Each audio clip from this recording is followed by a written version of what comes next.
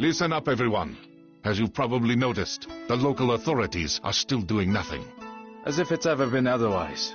That's true. However, we have received a letter from an official named Wang Taixin. He has arrived from the capital to act as the censor and to restore order to the province. His powers are still limited, but his spies have discovered the location of the Wuku base. It is in a coastal cave not far from Wei Cheng's village. They have been hiding right under our noses this whole time. We must go at once, before their leader eludes us once again. I know the cave. We'd often climb inside as children. Not many people know that it has two entrances. A large one from the beach, and a tiny one from the opposite side, which leads to a subterranean river. It's pitch dark in that part of the grotto, with little space and sheer drops on either side. The path is nearly impossible to spot from the inside, and the Wuku won't know about it. We can storm in through that entrance and use the element of surprise. A good idea, but such a plan won't work. Considering how narrow the cave is, we will be like fish in a barrel if they spot us too early. Let's do this instead. I will lead the main group in from the beach and engage them outside, drawing out their main forces. Meanwhile, you and Shuan Pai will slip in from behind and set fire to their ships. This will cause a panic, and we'll then use all our strength to force them back inside the cave. Excellent plan. Let's go.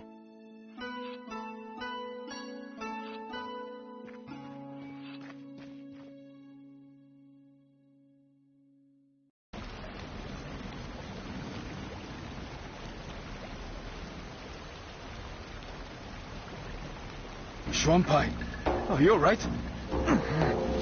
It appears that the pirates found out about this passage and set a trap in the water. The blade has gone straight into my stomach. Damn. I must call for help. Maybe the others haven't launched the attack yet. I'll be all right. You can do it.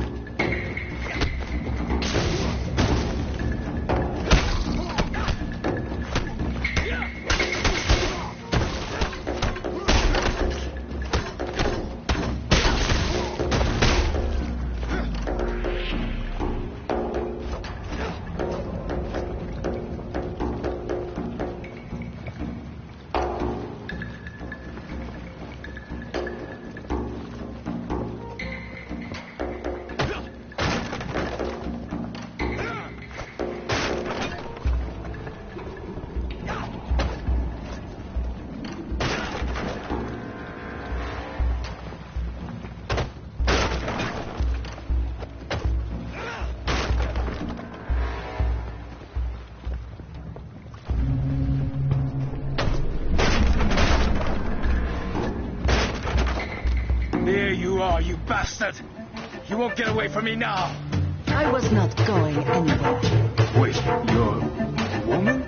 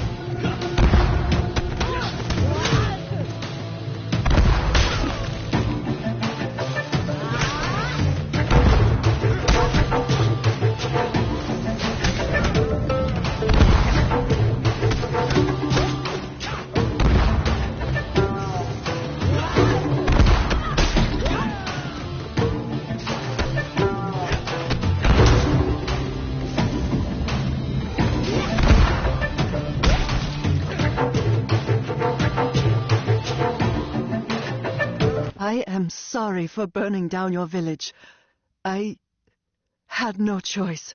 A few years ago, a bloodthirsty tyrant appeared in my homeland, who had decided to conquer the whole country. My father stood against him, and fell by the walls of our castle, together with our whole clan. I wanted to launch myself at my foes and die for my family's honor.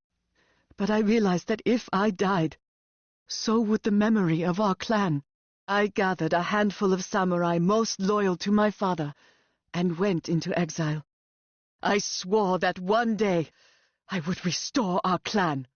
A fascinating story, but what does it have to do with the murder of hundreds of people? Your deaths were supposed to pay Fudo for the resurrection of my clan. Forgive me, father. I have failed.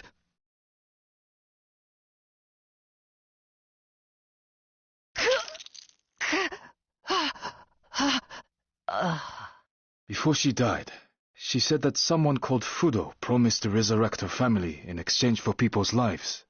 Fudo is a Japanese deity, believed to cast out demons with fire. I have never heard of people making sacrifices to him, especially human ones. Do you think we're dealing with a cult? I don't know yet, but something tells me that there is a person behind the name.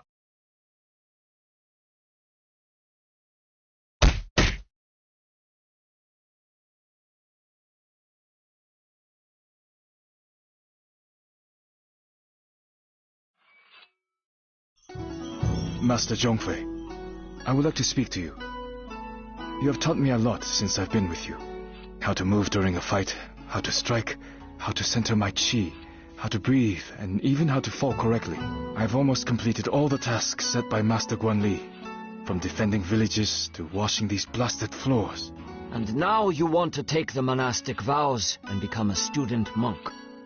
Am I right? I won't argue with that.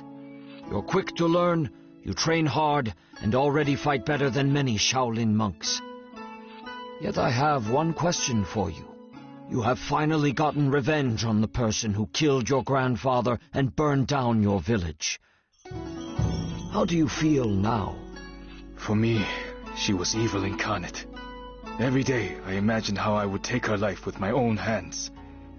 I wanted her nearest and dearest, people I never met, to die a painful death. You probably expect me to say that her murder didn't change anything, that I don't feel any better, and other such banalities. However, I do feel better. Although not because I got my revenge. She was only human. She committed all these murders because she was unable to accept her father's death. I feel better because I was able to discard my hate towards her, and feel sorry that she is dead. You have changed much since we first met, Wei Chang. Well, I agree. Wei Chang swore not to drink wine, eat meat, commit adultery, or kill. However, the Shaolin warriors were allowed to break the last commandment if they were in mortal danger. Apart from renouncing worldly pleasures, Wei Chang also had to forswear his common name and take on a new monastic name. Thus, Wei Chang went from being a simple fisherman to being the monk Dao Kung.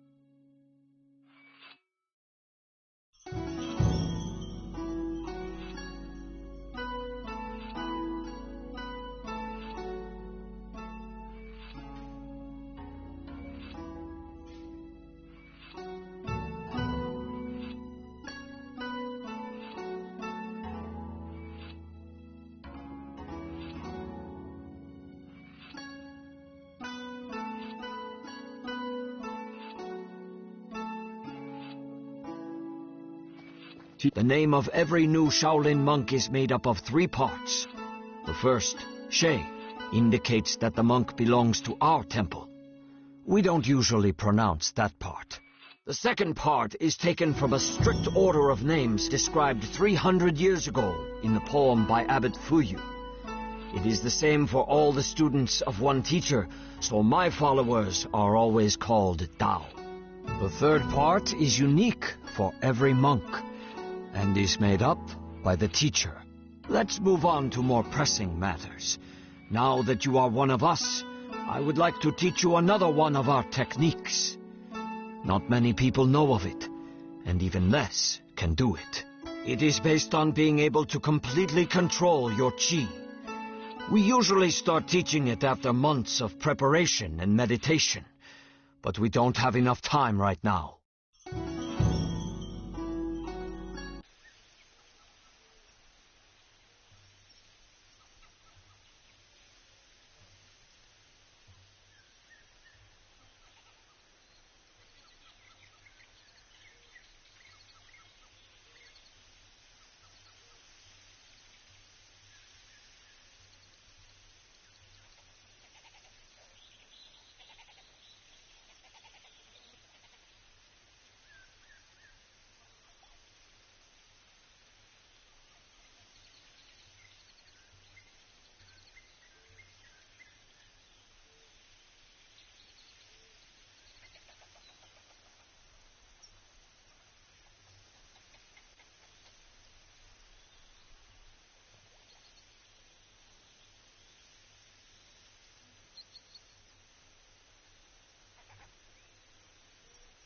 This technique is called the 3 ground seals.